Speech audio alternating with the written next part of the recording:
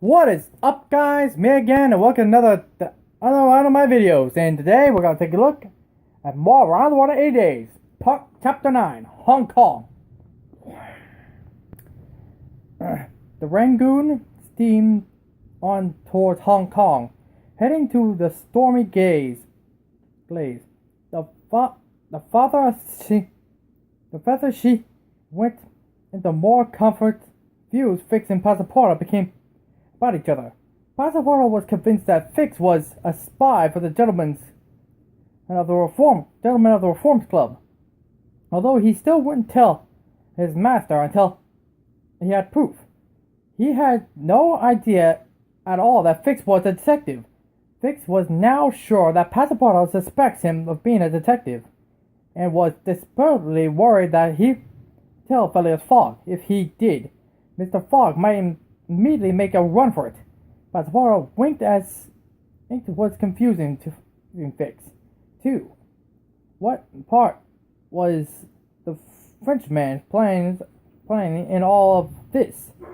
Was he or was he not an accomplice to the robbery of the Bank of England? And what about Abida? Who was she? However much he pressed Passapartout for influence, the only answer he got were so vague that he gave him no clue at all. Even so, he was still fairly sure that Passapartout was an honest man and knew nothing about robbery. Fix displayed and hoped that Passapartout would tell Mr. Fogg that he was a detective.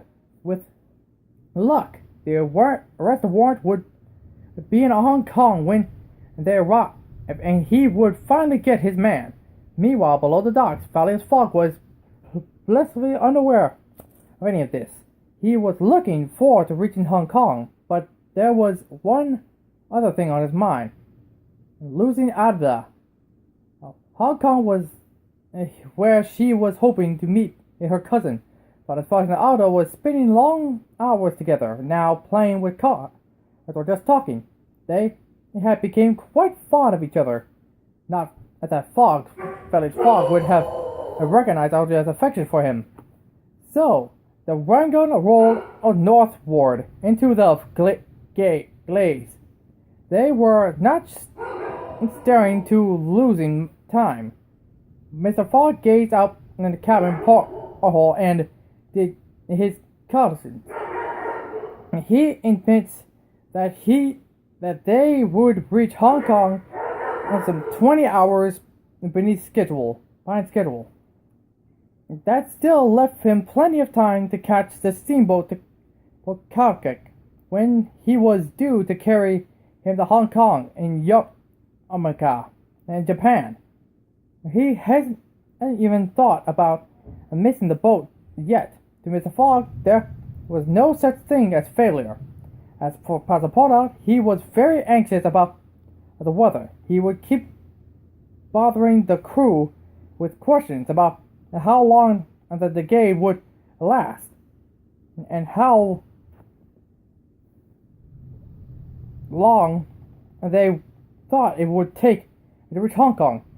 The 12 hours pound bet was not his to win, but he had to see himself as part of the success of the wager. He thoroughly wanted Mr. Fogg to be the victor. The storm finally blew itself out of the ship's wreckage in Hong Kong. On the morning of November 6th, at exactly 5 a.m., Passapartout was very distracted. 5 o'clock in the morning was the moment the steamship Calcutta was due to leave Hong Kong for Yokohama.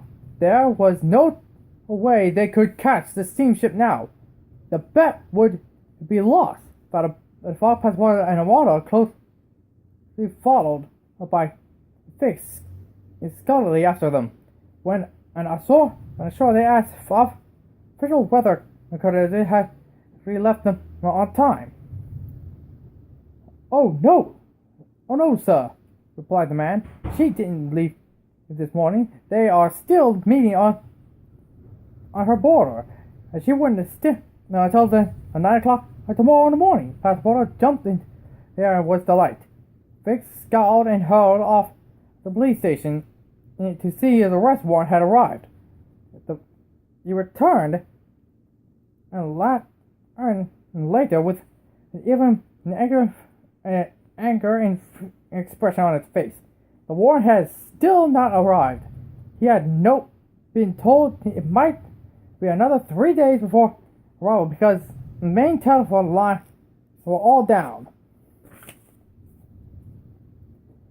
Later that morning, I think we should wait for the day, guys. See ya.